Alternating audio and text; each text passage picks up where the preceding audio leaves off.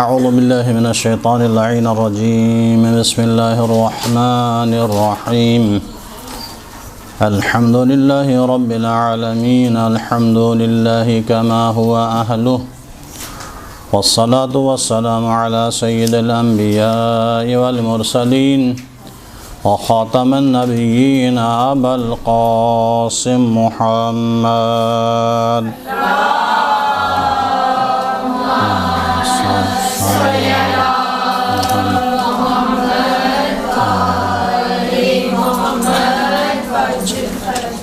اما بعد فقد قال اللہ تبارک و تعالی فی محکم کتابہ الکریم ومبرم خطابہ العظیم بسم اللہ الرحمن الرحیم یا ایہا الذین آمنوا اذا نودی للصلاة من یوم الجمعة فاسعوا الى ذکر اللہ وذروا البیع ذالکم خیر لکم ان کنتم تعلمون۔ صلوات کو دفعہ پڑھیے اللہم صلی علی محمد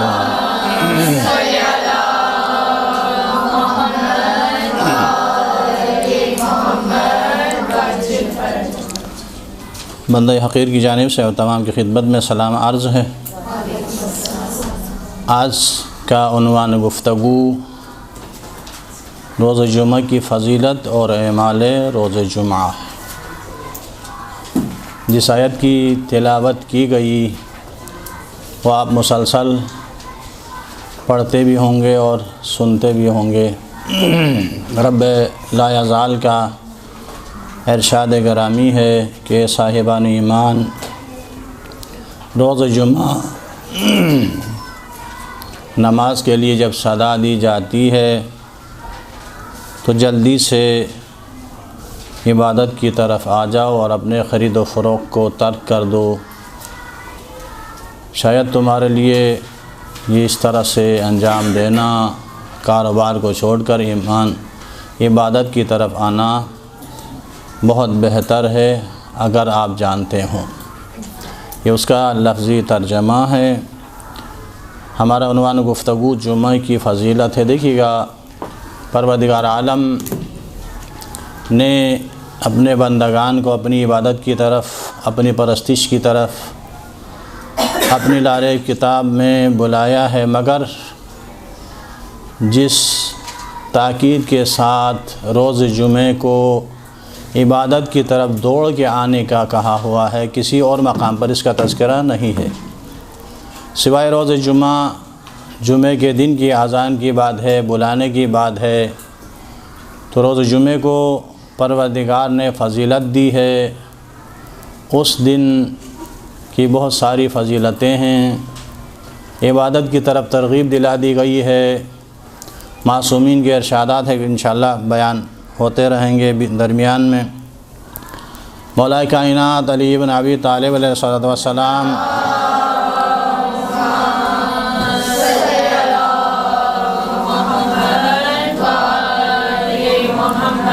اور رسول اکرم صلی اللہ علیہ وآلہ وسلم، ان دونوں معصومین سے روایت ہے، فرماتے ہیں جمعے کا خاص احترام ہے اور اس کا حق ہے، بس اس حق کو ضائع نہ کرو، اس دن کی عبادت میں کوتاہی نہ کرو، اچھے اعمال سے خدا کا قرب حاصل کرو اور تمام محرمات کو ترک کرو، کیونکہ اللہ تعالیٰ اس روز اطاعت کا ثواب بڑھا دیتا ہے، گناہوں کی سزا ختم کر دیتا ہے اور دنیا و آخرت میں مومنین کی درجات کو بلند کر دیتا ہے۔ توجہ کی گزارش ہے۔ دیکھیے گا، پچھلے درس میں بھی آپ کی خدمت میں گزارش کی تھی کہ کچھ ساعات، کچھ ایام، کچھ پہروں کا بھی عمل دخل ہوتا ہے۔ عبادت کی اہمیت انہی ساعتوں میں کی جائے تو عبادت کی اہمیت بھی بڑھ جاتی ہے، ثواب بھی بڑھ جاتا ہے۔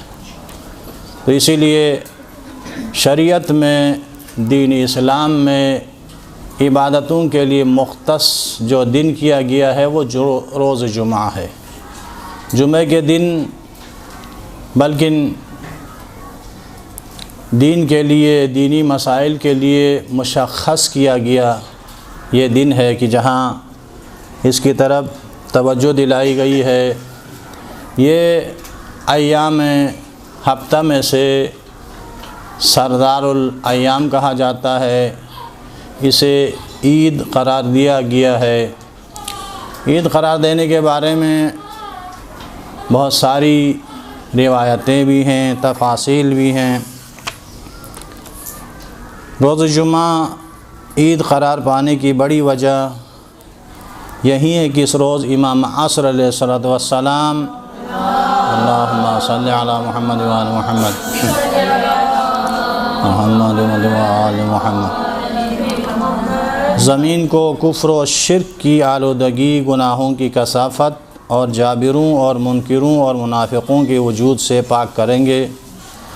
اسی دن اعلائے حق، اعلائے کلمہ حق اور اظہار دین و شریعت کے باعث مومنین خاص کے دل مسرور ہوں گے، اس لیے اس کو عید قرار دیا گیا ہے۔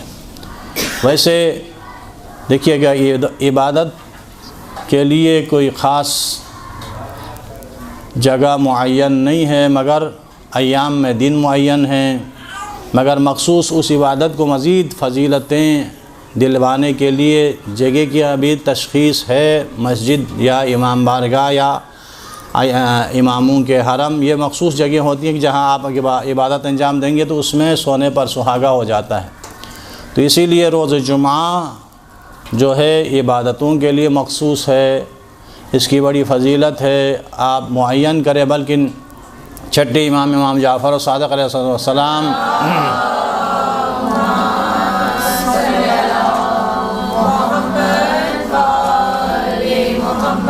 ایک مقام پر فرماتے ہیں، مجھے تعجب ہے ان مسلمانوں پر کہ ہفتے میں ایک دن جو کہ روز جمعہ ہے، اس کو بھی اپنے دینی علوم کے حصول کے لیے وقف نہیں کرتے۔ یعنی روز جمعہ حصول دین کے لیے میرے چھٹے امام مختص فرماتے ہیں کہ آپ پورے 6 دن کام کیجئے دنیا کے لیے، حصول دنیا کے لیے، مگر دین کے حصول کے لیے جمعہ کا دن جو ہے وہ مخصوص ہونا چاہیے۔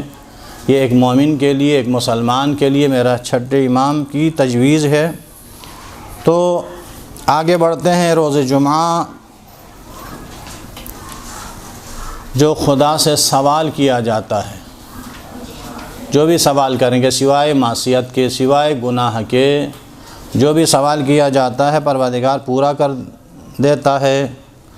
اگر کوئی گروہ مستحق عذاب ہی کیوں نہ ہو، اگر وہ پروردگار سے مغفرت طلب کرتا ہے، گروہ مستحق عذاب کا مطلب کیا ہے؟ یعنی ایسا کوئی عمل انجام دے چکے ہیں جس کا وعدہ پروردگار نے سزا کا اعلان کیا ہے، اس گناہ کے مرتکب ہیں، نگاہ قدرت میں وہ گناہگار اور سزا کے مستحق قرار پانے کے باوجود بھی اگر روز جمعہ یہی گروہ جو مستحق عذاب قرار پائے ہیں اگر خدا سے مغفرت طلب کرتے ہیں تو پروردگار ان کی اس دعا کو قبول کرتا ہے اور ان کی مغفرت فرما دیتا ہے۔ تو مولا فرماتے ہیں کہ مستحق عذاب گروہ وہ بھی جمعے کے دن مغفرت کرے تو عذاب سے چھٹکارا مل جاتا ہے۔ حق تعالیٰ روز جمعہ مقدرات کو محکم اور ناقابل تغیر بنا دیتا ہے۔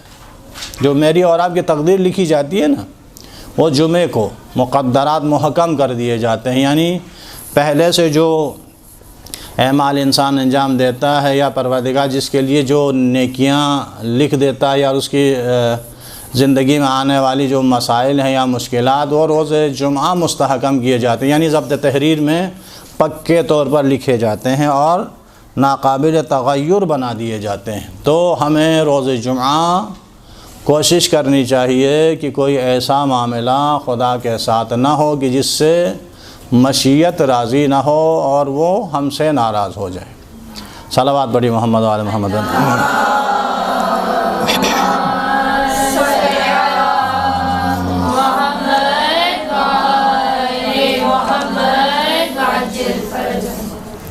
اب آگے بڑھتے ہیں۔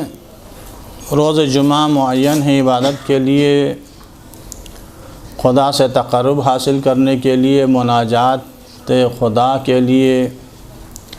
تو روز جمعہ کیا کریں، کون سی عبادتیں انجام دیں، کیا پڑھیں، کیا کیا جائے، دنیاوی امور میں سے کیا انجام دیے جائیں، نمازوں میں کس طرح سے کون سی صورتوں کی تلاوت کی جائے، یہ آج کے اعمال کی صورت میں سب سے پہلے اذان فجر کے بعد، فجر کی نماز کی بات ہوتی ہے۔ روز جمعہ کا پہلا عمل جو ہے وہ فجر کی نماز کی بات ہے کہ آپ روز جمعہ جو فجر کی نماز پڑھیں گے اس کے لیے معصوم فرماتے ہیں کہ سورہ حمد کے بعد سورہ جمعہ پہلی رکعت میں اور دوسری رکعت میں سورہ حمد کے بعد سورہ توحید۔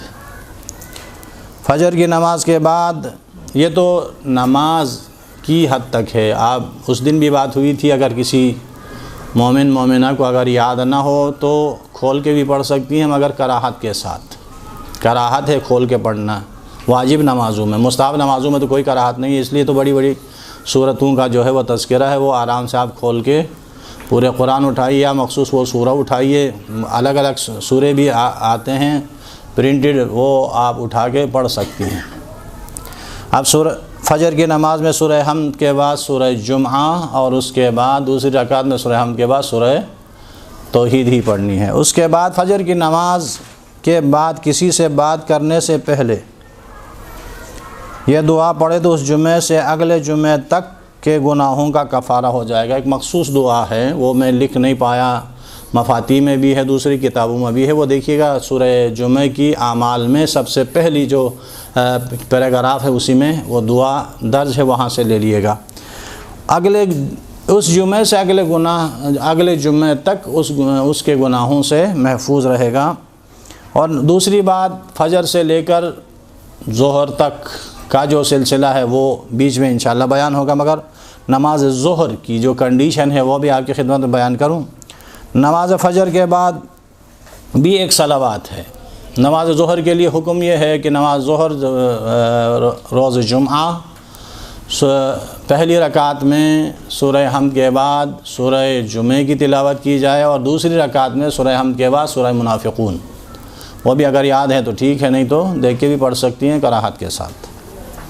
اور اس کے بعد نماز فجر کے بعد جو شخص مخصوص ایک صلوات ہے، اگر وہ پڑھ لے تو وہ مرنے سے پہلے امام عصر کی دیدار کرے گا۔ اور یہ صلوات بہتر ہے کہ اگر 100 مرتبہ پڑھے تو حق تعالی اس کے 60 حاجتیں پوری کرے گا، اس میں سے 30 دنیا کے اور 30 آخرت کے۔ اور وہ کوئی لمبا نہیں ہے، اس دن بھی میرے خیال میں تذکرہ ہوا تھا اعمال شب جمعہ میں، وہ ہے اللہم صلی علی محمد و آل محمد و عجل فرجہم۔ بس عام درود جو ہم پڑھتے ہیں اس کے ساتھ عجل فرجہم کا اضافہ ہے۔ اگر یہ فجر کی نماز کے بعد کسی سے بات کیے بغیر ایک مرتبہ اگر پڑھتا ہے تو بھی کافی ہے، نہیں تو پھر 60 حوائج کی قبولیت کا اگر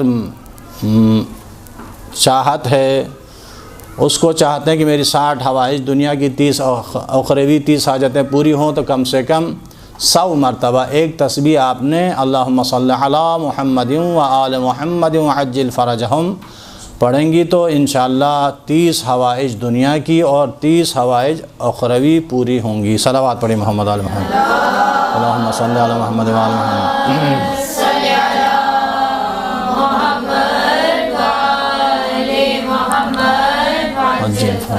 اس کے بعد سورہ نماز فجر کے بعد تعقیبات میں یا فرصت جب بھی ہو، فجر کی تعقیبات میں تذکرہ ہے سورہ رحمان کی تلاوت کی۔ فجر کی نماز کے بعد آپ سورہ رحمان کی تلاوت کریں گی۔ آپ کو پتہ ہے پروردگار عالم نے اپنے مخصوص جو بڑی نعمتیں ہیں پروردگار نے سورہ رحمان میں تذکرہ کیا ہے ان کا ہے۔ تو انسان کے پاس جتنی چیزیں ہیں، کائنات میں جتنی چیزیں ہیں، پروردگار نے اس انسان کے لیے نعمتیں ہی قرار دی ہیں۔ کوئی انسان کے مخالف کوئی شے پروردگار نے دنیا میں خلق ہی نہیں کی ہے۔ خیر وہ اپنے استعمال کے اوپر ہے کہ ہم کس چیز کو کب استعمال کرتے ہیں، اپنے مخالف خود ہی استعمال کر کے پھر پروردگار پر ہم الزام تو نہیں دے سکتے، مگر یہاں تمام نعمتوں کا تذکرہ ہے۔ مگر جو مین چیزیں ہیں جن کو ہم کبھی کبھار برا بھی سمجھتے ہیں، وہ چیزیں بھی پروردگار نے سورہ رحمان میں تذکرہ کیا ہے اور نعمتوں کے ذیل میں تذکرہ کیا ہے۔ مگر اس کے فضائل کی بات وقت نہیں ہے، مگر آپ کی خدمت میں گزارش یہ کرنا ہے کہ نماز فجر کے بعد سورہ رحمان کی تلاوت کرے۔ فَبِأَيِّ آلَاءِ رَبِّكُمَا تُكَذِّبَانِ، 5ویں آیت کے بعد میرے خیال میں اس کا شروع ہے، اس آیت کا تکرار ہے۔ تو جب بھی یہ آیت آپ پڑھیں گی اس کے بعد ہر اس آیت کے بعد آپ نے یہ بھی کہنا ہے کہ لا بشیء من آلاء ربی اکذب، لا بشیء من آلاء ربی اکذب، لا بشیء من آلاء ربی اکذب، یعنی اس میں تو یہی کہا جاتا ہے فبأی آلاء ربکما تکذبان، جو ترجمہ سلیس ترجمہ ہے اس میں یہی ہے کہ تم اپنے رب کی کون کون سی نعمتوں کو جھٹلاؤ گے۔ تو لا بشیء من آلاء ربی اکذب، تو اس جملے کا ترجمہ یہ ہے کہ میں اپنے پروردگار کی کسی نعمت کو نہیں جھٹلاتا، نہیں جھٹلاتی۔ تو اس کے بعد یہ پڑھ کے اس طرح سے اس کی تلاوت کرنی ہے۔ اس کے بعد امام جعفر صادق علیہ السلام ارشاد فرماتے ہیں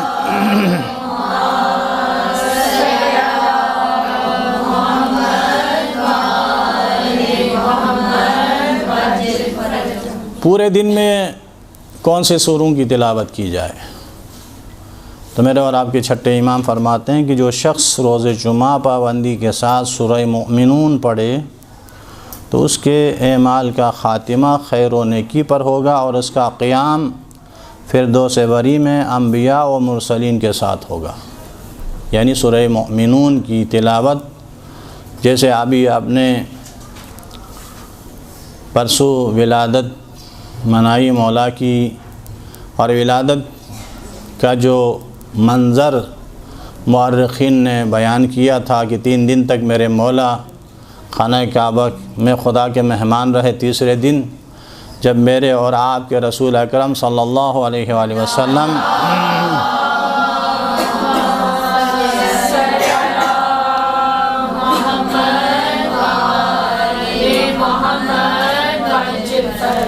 اپنے وصی اور اپنے جانشین کو جب لینے گئے تھے تو سب سے پہلے مولا نے رسول اکرم کی چہرہ اقدس کی زیارت کی۔ اس کے بعد جو قرآن میں سے جس سورے کی اور جس آیت کی تلاوت کی وہ سورہ مومنون کی پہلی آیات تھی، قد افلح المؤمنون۔ تو گزارش چھٹے امام بھی فرماتے ہیں کہ مؤمنوں اور مؤمنات کا تعلق ہی سورہ مومنون سے ہے، تو اسی کو پڑھ کر اپنے کردار کو بھی سنوارا جا سکتا، اپنے آخرت کو بھی۔ اسی لیے میرے چھٹے امام فرماتے ہیں کہ روز جمعہ جو سورہ مومنون کی تلاوت کرے گا تو اس کا خاتمہ، اس کے اعمال کا خاتمہ خیر و نیکی پر ہوگا، اور کل قیامت میں فردوس بری میں انبیاء اور مرسلین کے ساتھ ہوگا۔ اور اس کے بعد روز جمعہ طلوع آفتاب سے پہلے، دیکھیے گا روز جمعہ جو بھی خدا سے مانگا جاتا ہے پروردگار عطا کرتا ہے، مگر اس میں مزید تاثیر پیدا کرنے کے لیے کچھ سوروں کا بھی پڑھنا جو ہے وہ ائمہ نے بتایا ہے۔ ان میں سے ہے کہ طلوع آفتاب سے پہلے 10 مرتبہ سورہ کافرون پڑھنے کے بعد جو دعا کی جاتی ہے وہ پروردگار اپنی بارگاہ میں مقبول کرتا ہے۔ یعنی طلوع آفتاب سے پہلے 10 مرتبہ، فجر کے بعد، تو فجر کی نماز کے بعد طلوع آفتاب سے پہلے اگر 10 مرتبہ سورہ کافرون کی تلاوت کی جائے تو مانگی ہوئی دعا کبھی رد نہیں ہوتی ہے بلکہ وہ مقبول ہو جاتی ہے۔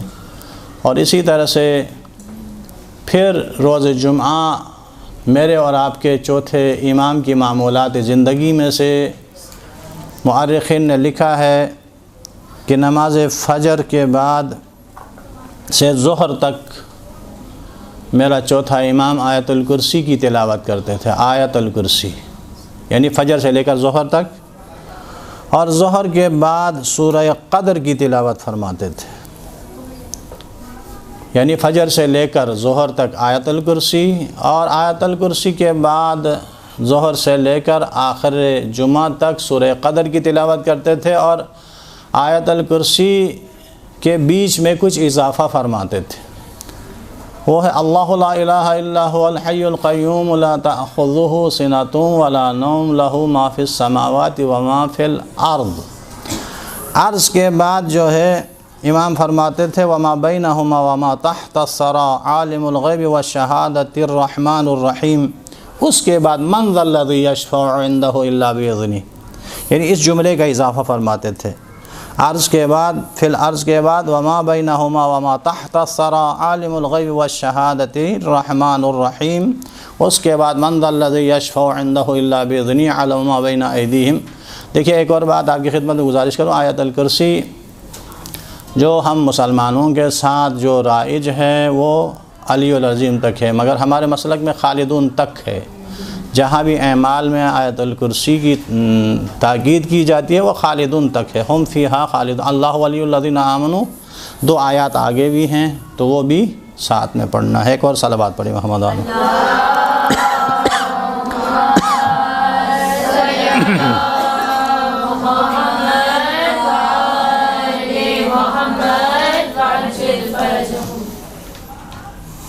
اس کے بعد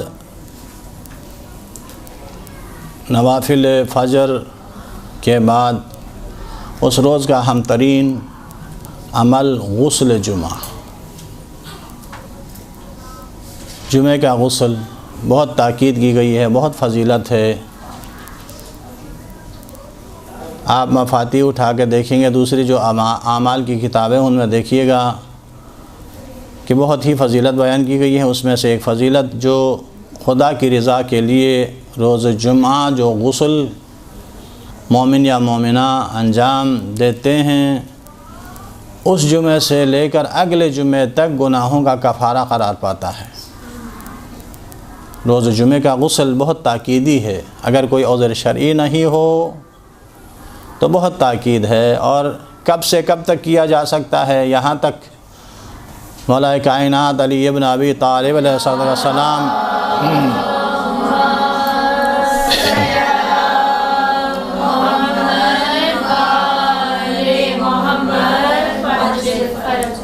ارشاد فرماتے ہیں کہ اگر اس دن کا کھانے کی قیمت بھی دے کر پانی لیا جا سکتا ہے تو بھوکا رہ کے پانی لے کے غسل کیا جائے،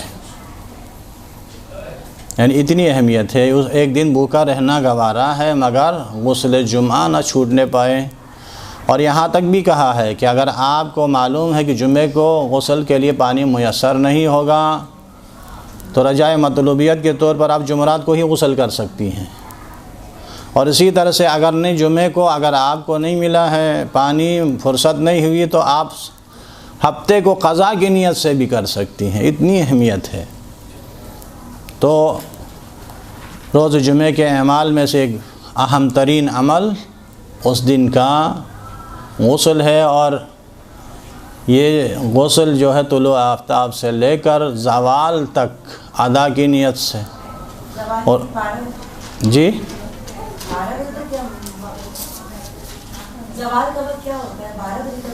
نہیں، آدھے دن کو بولتے ہیں، وہ پھر درمیان نکالنا پڑے گا، طلوع آفتاب سے لے کر غروب آفتاب کا درمیانی جو ٹائم ہوتا ہے اس کو بولتے ہیں زوال۔ نہیں، کبھی 12 بجے نہیں ہوتا، بلکہ 12:25 سے لے کر تقریباً 12:51 52 تک بھی جاتا ہے۔ یہ زوال کا ٹائم اوپر نیچے ہوتا رہتا ہے، تو اس زوال سے پہلے جی نہیں، ہاں، اس ادا کی نیت سے غسل جو ہے وہ طلوع آفتاب سے لے کر زوال کے درمیان اگر کریں گی تو ٹھیک ہے۔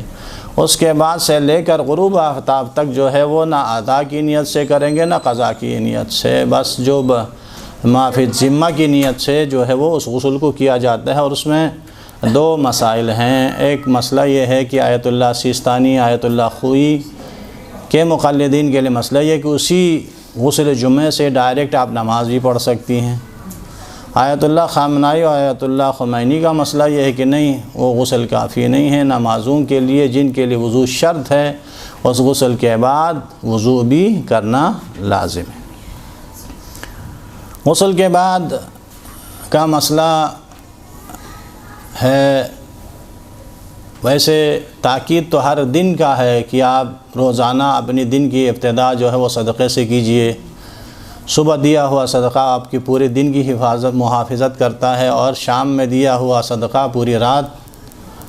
مگر روز جمعہ جو ہے وہ صدقے کی بہت تاکید کی گئی ہے۔ جتنا بھی آپ صدقات دے سکتی ہیں گھر والوں کی جانب سے، بچوں کی جانب سے، روز جمعہ صدقہ دے دیں۔ کیوں؟ عام دنوں کے صدقے کے مقابلے میں روز جمعہ کا دیا ہوا صدقے کا ثواب 1000 گنا پروردگار بڑھا دیتا ہے، 1000 گنا۔ تو اس دن بھی تھوڑی سی بات ہوئی تھی کہ ہم منافع کے پیچھے دوڑنے والے دنیا پرست لوگ ہیں، تو ہم منافع جہاں زیادہ ملتا ہے اس طرف جانا چاہتے ہیں، اسی طرف بھاگنا چاہتے ہیں، اور وہیں ہوتا بھی ہے کہ انسان ہیں تھوڑی سی آخرت اور نفس کی تربیت نہ ہونے کی وجہ سے آخرت کی طرف کم جاتے ہیں، دنیا کی طرف کچھ زیادہ جاتے ہیں، تو یہی سلسلہ ہوتا۔ مگر یہاں بھی پروردگار نے ہمیں ترغیب دلائی ہے کہ دیکھیے روز جمعہ اگر آپ 1 روپیہ میری راہ میں صدقہ دیں گے یا اپنے اولاد کی محافظت کے لیے اپنی طرف سے دے دیں گے، تو ایسا ہے کہ جیسے 1000 روپے دیے ہیں، 1000 گنا بڑھا دیتا ہے۔ اور دوسرا عمل روز جمعہ جو بہترین میرے اور آپ کے 5ویں امام محمد باقر علیہ السلام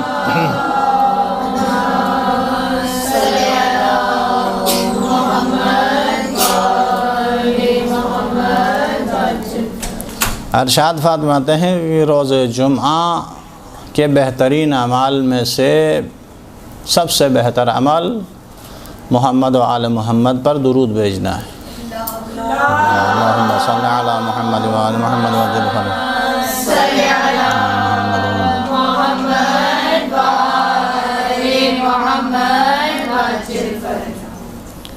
اور آج روز جمعہ بھی ہے اور ماہ رجب بھی ہے۔ انشاءاللہ اس حوالے سے بعد میں ایک روایت آپ کی خدمت بیان کروں گا۔ روز جمعہ درود پڑھنے کا بہترین وقت کیا ہے؟ امام فرماتے ہیں کہ عصر کے وقت کے بعد، نماز عصر کے بعد۔ دیکھیے گا ہمیں ایک سہولت ہے شریعت میں، ہم ظہر کے بعد ہی فوراً عصر پڑھ لیتے ہیں، اجازت ہے، شریعت میں گنجائش ہے، آسانیاں شریعت میں ہیں۔ اصل میں عصر کب شروع ہوتا ہے؟ اصل یعنی فضیلت عصر کا وقت یعنی زوال سے 3.5 گھنٹے بعد عصر کا وقت شروع ہوتا ہے، یعنی زوال کے وقت سے لے کر 3.5 گھنٹے بعد عصر کا وقت شروع ہوتا ہے، اور عصر کے وقت سے لے کر مغرب تک جو ہے وہ بہترین وقت ہے جو محمد و آل محمد پر درود بھیجنے کا۔ ویسے پورے دن میں ہے مگر زیادہ تاکید اس وقت کی گئی ہے جب عصر کے بعد سے لے کر آخر وقت تک جو ہے وہ زیادہ سے زیادہ درود پڑھیں، اور وہ بھی اللہم صلی علی محمد و آل محمد وعجل فرجہ، عصر کے وقت کے بعد۔ اور اس کے بعد روز جمعہ کے اعمال میں سے ہے قبور کی زیارت، مستحبات میں سے ہے، تاکید کی گئی ہے ائمہ اطہار نے کہ روز جمعہ اپنے مرحومین کی قبور کی زیارت کریں۔ کیوں ایسا ہے؟ دیکھیے گا جو مرحومین ہیں وہ انتظار میں ہوتے ہیں، کوئی ہے ہماری زیارت کو آنے والا، ہماری پوچھنے والا۔ دنیا میں تو جب زندہ تھے تو بہت سارے ملنے بھی آتے تھے، پوچھنے بھی آتے تھے، بچے بھی، بچیاں بھی، بیٹیاں بھی، بیٹے بھی، مگر رخصت ہونے کے بعد بہت کم ایسا ہوتا ہے۔ بہت آپ جیسی اچھی بیٹیاں، اچھی اولادیں انہیں یاد رکھتی ہیں، مگر اکثر بہت مشکل ہوتی ہے۔ وہ زیارت قبور کی فضیلت اور ان کے آثار اور ان کی برکتیں ایک الگ موضوع ہے، مگر روز جمعہ کے اعمال میں سے ایک عمل جو مستحب عمل ہے وہ آباء و اجداد اور مومنین کی قبور کی زیارت ہے۔ وہاں جانا مستحب ہے، زیارت کیجئے، انہیں یاد کیجئے، اور روز جمعہ انہیں یاد کرنا مستحبات جمعہ میں سے، اعمال جمعہ میں سے قرار دیا گیا ہے۔ اور اس کے بعد روز جمعہ دعائے ندبہ،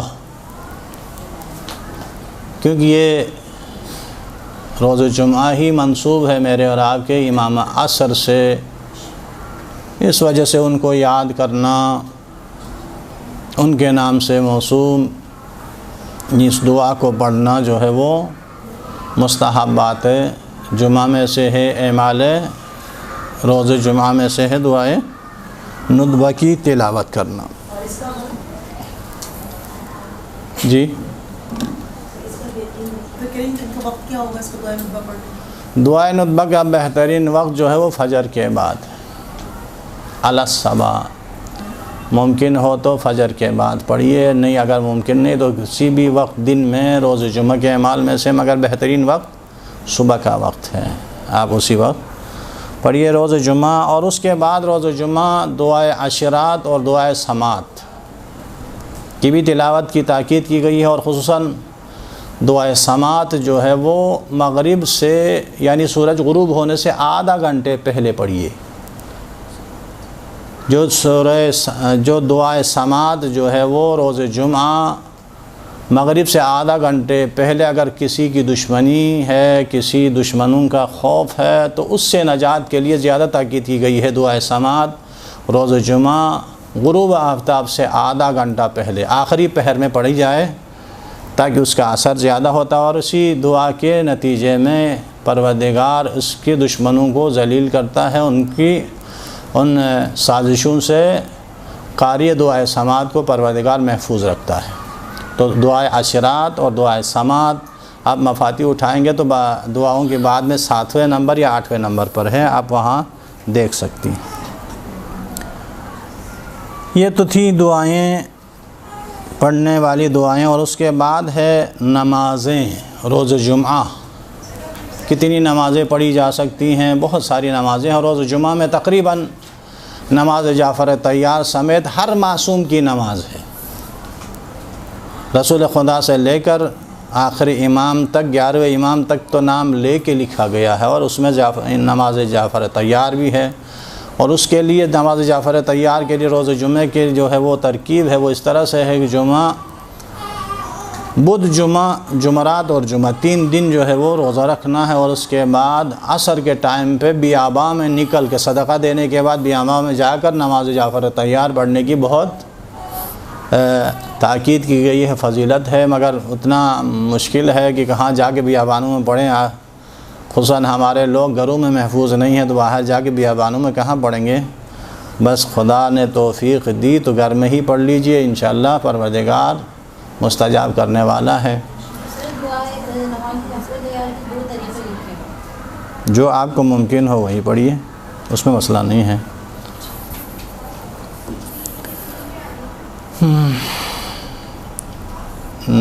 روز جمعہ نمازیں 20 رکعت نماز ہے، 20 رکعت مستحب نماز ہے، ایڈیشنل ہے، جو نوافل نماز یومیہ ہے ان کے علاوہ یہ 20 رکعت نماز ہے۔ بعد طلوع آفتاب 6 رکعت نماز پڑھنی ہے، اور اس کے بعد چاشت، آپ اہل زبان ہے چاشت سمجھتی ہیں، سورج تھوڑا سا بلند ہونے کے بعد جو پڑھی جائے، تقریباً 8-9 بجے کا ٹائم ہوتا ہے، 8:30 9 ساڑھے 9 تک کا ٹائم جو ہے وہ چاشت کہلاتا ہے۔ تو چاشت کے وقت جو ہے وہ 6 رکعت نماز پڑھنی ہے، قریب زوال 6 رکعت نماز پڑھنی ہے، اور جمعہ یا ظہر سے پہلے 2 رکعت، تو یہ 20 رکعت نماز ہوتی ہے جو روز جمعہ ایکسٹرا چیزیں ہیں، تاکید کی گئی اس دن 20 رکعت الگ سے پڑھی جائے۔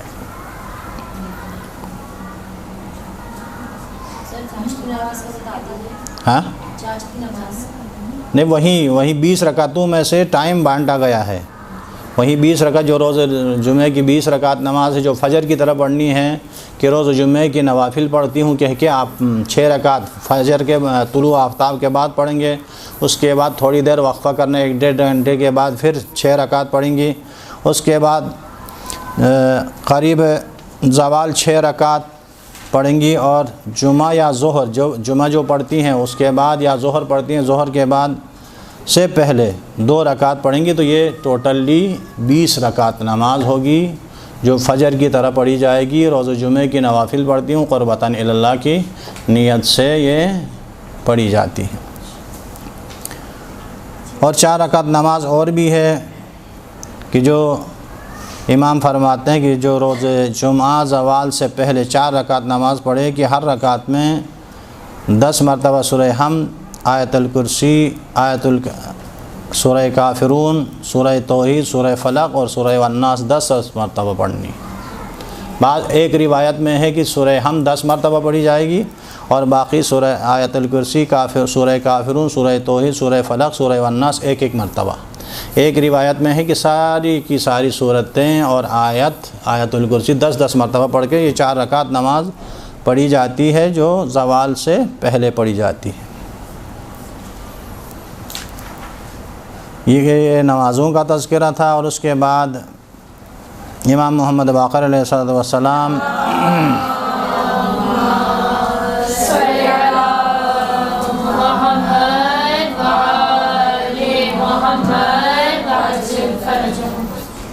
فرماتے ہیں کہ جمعہ کے دن عصر کی نماز کے بعد پھر وہیں عصر کی بات ہوتی ہے میری اور آپ کی نماز ظہر کے بعد عصر ہوتی ہے، مگر میں نے آپ کی خدمت میں گزارش کی کہ 3.5 گھنٹے بعد جو ٹائم ہوگا وہ اصل عصر کا وقت ہے، فضیلت عصر کا وقت وہی ہے۔ امام فرماتے ہیں کہ جو شخص جمعہ کے دن عصر کی نماز کے بعد مخصوص ایک صلوات ہے، ہر دعاؤں کی کتاب میں درج ہے، پھر بھی آپ کی خدمت میں پڑھ لیتا ہوں۔ اللہم صل علی محمد و آل محمد الاوصیاء المرضیین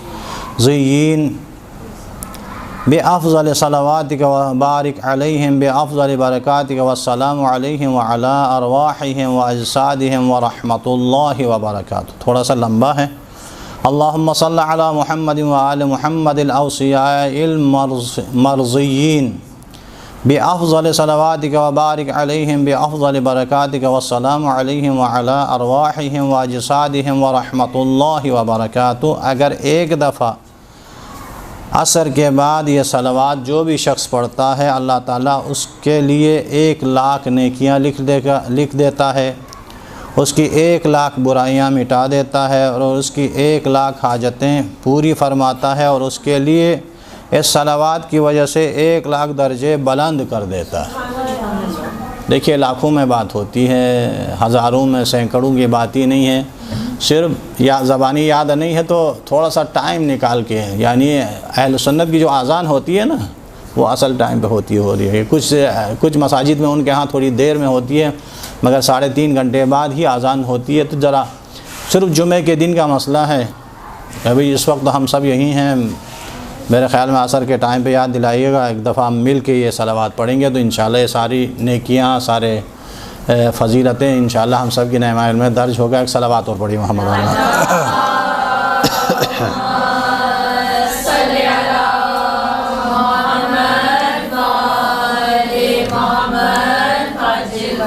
عصر کا ٹائم ہو گیا ہے، ایک دفعہ مل کے پڑھیے گا۔ اللہم صل علی محمد و آل محمد الاوصیاء المرضیین بافضل صلواتک و بارک علیہم بافضل برکاتک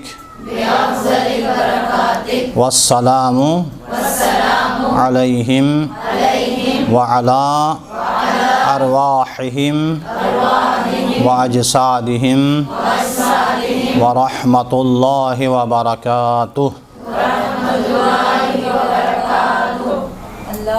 اللہم صل علی محمد و آل محمد۔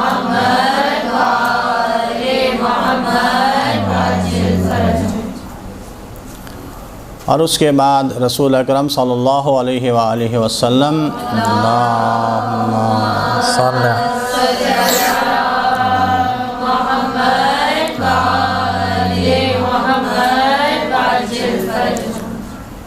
بلاؤں سے اور فتنوں سے بچنے کا ایک طریقہ بتایا ہے کہ رسول اکرم فرماتے ہیں کہ جو شخص نماز جمعہ کے بعد 1 مرتبہ سورہ حمد، 7 مرتبہ سورہ فلق، 1 مرتبہ سورہ حمد، پھر 7 مرتبہ سورہ توحید، یعنی دو دفعہ ہے۔ سورہ حمد کے بعد 1 مرتبہ سورہ فلق 7 مرتبہ پڑھنا ہے، اور دوسری مرتبہ سورہ حمد کے بعد 7 مرتبہ سورہ توحید۔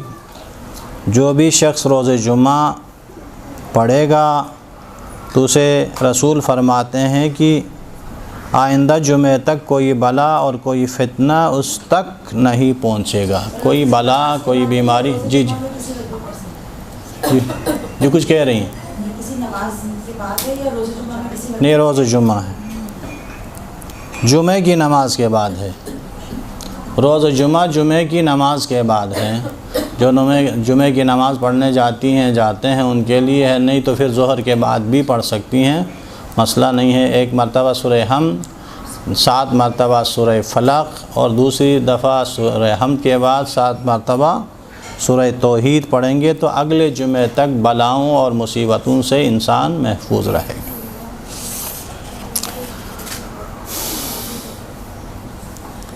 اب اس کے بعد ہے نماز فجر کے بعد ناشتے کا سلسلہ ہوتا ہے۔ اسکول بچے جا رہے ہوتے ہیں، ان کے لیے ناشتہ، اپنے لیے ناشتہ، گھر والے کے لیے ناشتہ، گھر والوں کے لیے ناشتہ۔ کیا کھانا چاہیے؟ حلوہ پوری کھانی چاہیے؟ کیا پراٹھے کھانے چاہیے؟ کیا کھانا چاہیے جمعہ کے دن؟ میرے اور آپ کے ساتھ ہوئے امام موسیٰ کاظم علیہ السلام، اللہم صلی علی محمد وعلی محمد۔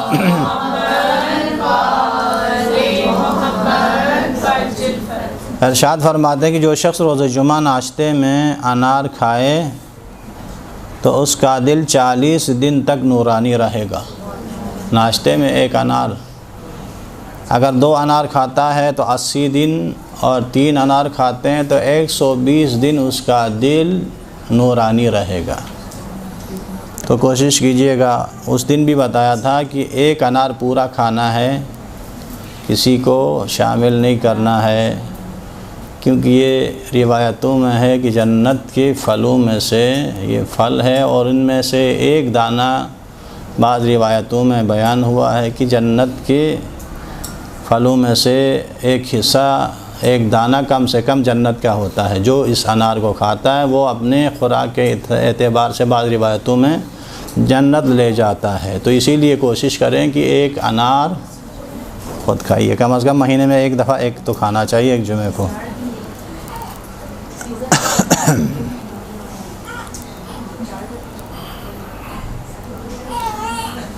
ایک صلوات اور بڑی محمد علیہ۔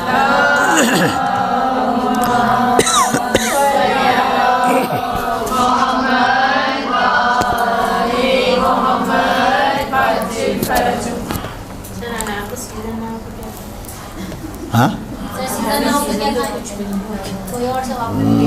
نہیں، انار ہر وقت ہی دستیاب ہوتا ہے۔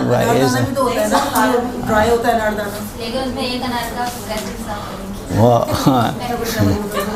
نہیں، وہ مسئلہ نہیں ہے، بہرحال 1 انار کہا ہے، وہ انار دانے جتنے بھی سکھا کے آپ لے آئیں گے وہ کاؤنٹ نہیں ہے۔ بہرحال مسئلہ یہ ہے کہ 1 انار سیزن ہو یا نہ ہو، اگر سیزن نہیں ملتا ہے تو ضروری نہیں ہے کہ بس وہی کھانی ہے، ورنہ پھر ناراض ہو کے بیٹھنا کہ گھر والے نے نہیں لایا ہے، تو ناراضگی کی بات نہیں ہے۔ بہرحال سیزن میں کوشش کیجئے کہ ناشتے میں 1 انار کم سے کم کھائیں، تاکہ اس کی برکتیں جو ہے وہ انسان کی قلب پر اس کے اثرات ہوں تو انسان کا دل نورانی ہوتا ہے۔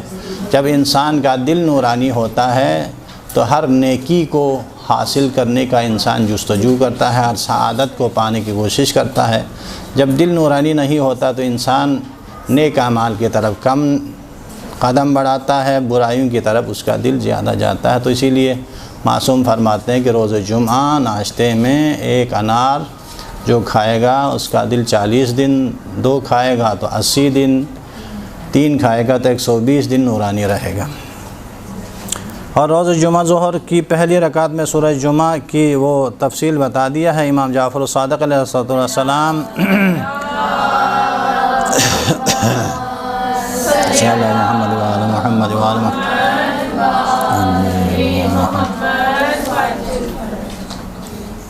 نماز فجر یا نماز ظہر کے بعد اگر کوئی شخص یہ کہے، ایک درود ہے مخصوص درود، امام فرماتے ہیں کہ اگر کوئی شخص یہ صلوات، یہ درود، یہ جملے فجر یا ظہر کی نماز کے بعد کہے تو اس کے لیے 1 سال تک اس کا کوئی گناہ نہیں لکھا جاتا ہے۔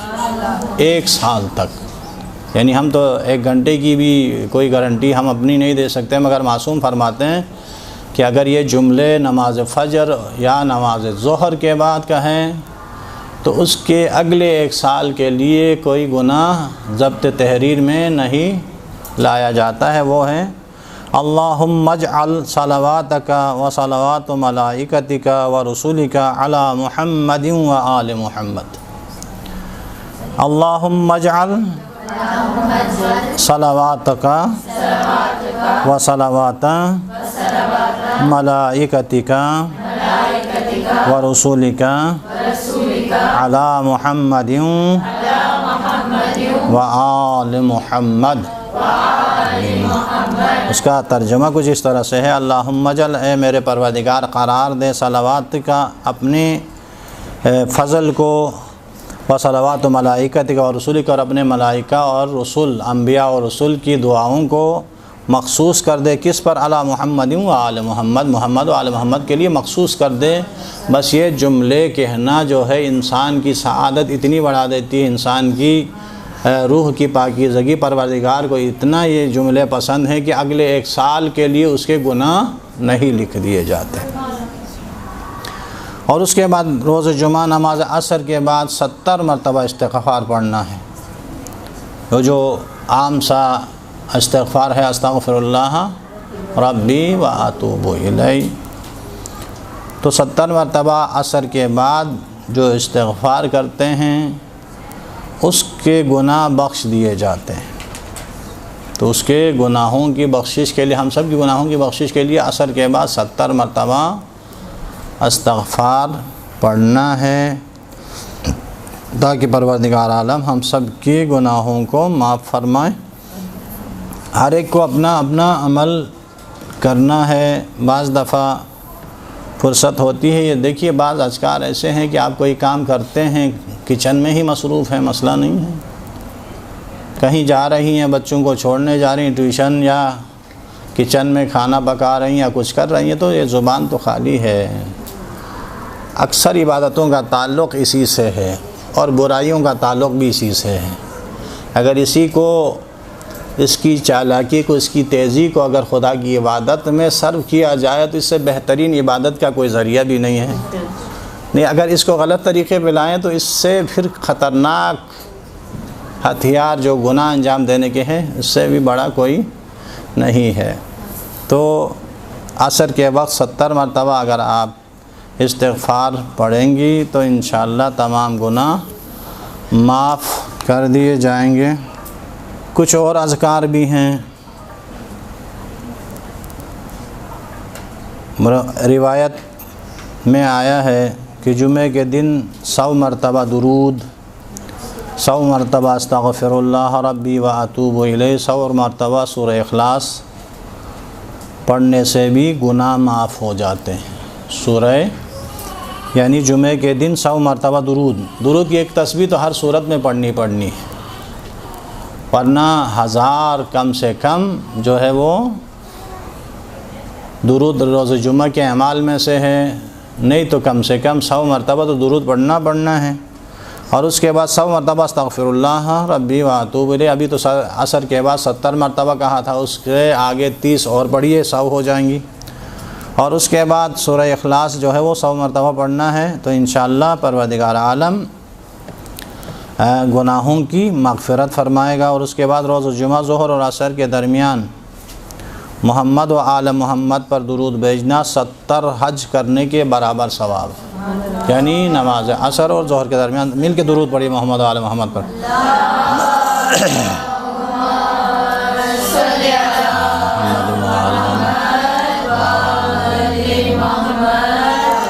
ظہر اور عصر کے درمیان اگر درود پڑھا جائے تو اس کا ثواب اتنا ہے کہ جیسے 70 حج انجام دیے جائیں۔ اور اس کے بعد ایک اور عمل ہے جو روز جمعہ انجام دینا ہے، جسم کی صفائی، مونچھیں مردوں کو کاٹنے ہیں، جو ہے وہ ناخن کاٹنے کا سلسلہ ہر ایک کا مسئلہ ہے، خصوصاً تاکید کی گئی ہے روز جمعہ جو ہے وہ مونچھوں کو جو ہے وہ اور ناخنوں کو کاٹنے کی بڑی فضیلت ہے۔ کیوں ایسا ہے؟ جمعے کے دن ہی تاکید کیوں گئی ہے کہ یہ صفائی کریں، ظاہراً باطناً جو ہے وہ صفائی کی تاکید کیوں گئی ہے؟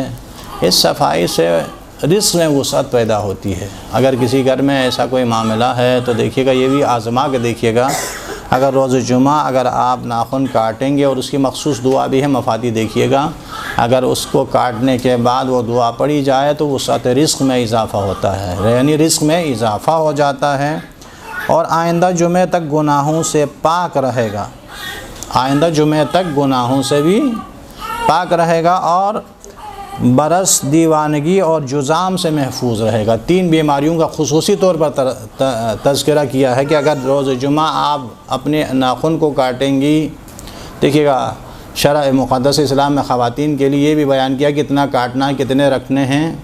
ایک بناؤ سنگار کا جو سلسلہ ہے وہ اپنی جگہ برقرار ہے، اس کا مطلب یہ نہیں کہ پورے سرے سے آپ کاٹیں، جڑ سے ہی، وہ مسئلہ نہیں ہے، خواتین کے لیے اجازت ہے، مگر روز جمعہ جتنے کاٹنے ہیں وہ روز جمعہ اگر کاٹیں گے تو رزق میں وسعت آئے گی، اور اگلے جمعے تک جو ہے وہ گناہوں سے محفوظ بھی رہیں گی، اور 3 بیماریاں جو ہے برس کی مبروس جو سفید داغ ہوتے ہیں اس سے، دیوانگی بیمار، اور جذام ایک ایسی بیماری ہے کہ جو جسم کے اعضاء یا کھال جو ہے وہ کٹ کے گرتی ہے، ان بیماریوں سے بھی محفوظ رکھا جائے گا اس بندے کو کہ جو روز جمعہ اپنے ناخنوں کو کاٹتے ہیں۔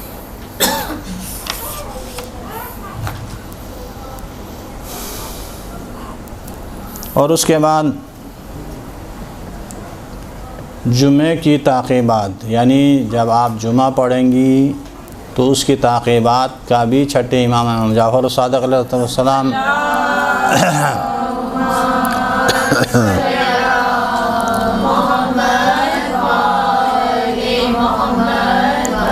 ارشاد فرماتے ہیں جو شخص نماز جمعہ کی تعقیبات میں سورہ ہم 7 مرتبہ، سورہ ناس 7 مرتبہ، سورہ فلق 7 مرتبہ، سورہ توحید 7 مرتبہ، سورہ کافرون 7 مرتبہ، و آخر میں سورہ توبہ کی آیت ہے لقد جاءکم رسول اللہ سے لے کر آخر تک، اور سورہ حشر کی آیت لو انزلنا ھذا القرآن سے لے کر آخر تک، اور سورہ آل عمران کی 5 آیات ہیں ان فی خلق السماوات سے انک لا تخلف المیعاد کے درمیان جو 5 آیاتیں ہیں، اس کی تلاوت اور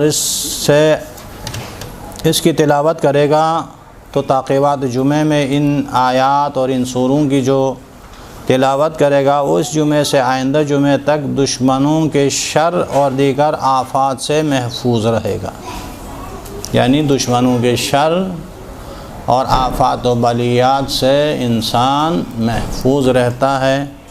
تو یہ تعقیبات جمعے کی فضیلت ہے، اور تاکید کی گئی ہے کہ 7 مرتبہ سورہ ہم پڑھی جائے، 7 مرتبہ سورہ فلق اور سورہ ناس، سورہ توحید، سورہ کافرون، یہ سب 7 مرتبہ پڑھنا ہے، اور مخصوص جو آیات ہیں سورہ توبہ کی لقد جاءکم رسول اللہ سے لے کر آخر تک، سورہ حشر کی لو انزلنا ھذا القرآن سے لے کر آخر تک، اور آل عمران، سورہ آل عمران کی 5 آیتیں ان فی خلق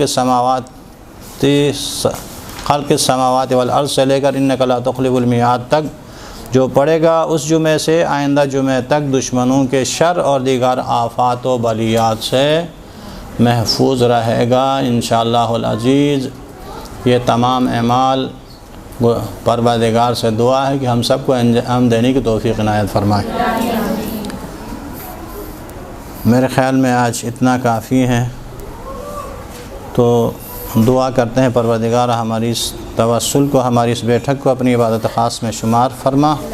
پروردگار تجھے واسطہ ہے مولا کائنات علی ابن ابی طالب علیہ السلام مولود کعبہ کا پروردگار ہم سب کے حوائج کو اپنی بارگاہ میں مقبول فرما۔ جو مریض و بیمار ہیں انہیں شفائے کامل عاجل عنایت فرما۔ جو پریشان حال ہیں ان کی پریشانی کو دور فرما۔ جو مشکلات رکھتے ہوں بحق حل مشکلات ان کی مشکلوں کو آسان فرما۔ جو بے اولاد ہیں انہیں اولاد کی نعمت سے سرفراز فرما۔ جو صاحبان اولاد ہیں ان کی اولاد کو نیک و صالح اور ان کی صحیح تربیت کرنے کی توفیق عنایت فرما۔ پروردگارہ تیری بارگاہ میں مولود کعبہ کا واسطہ ہے کہ ہم جب تک زندہ ہیں کربلا و نجف، کاظمین و سامرا، مشہد، مدینہ اور مکہ کی زیارتیں نصیب فرما۔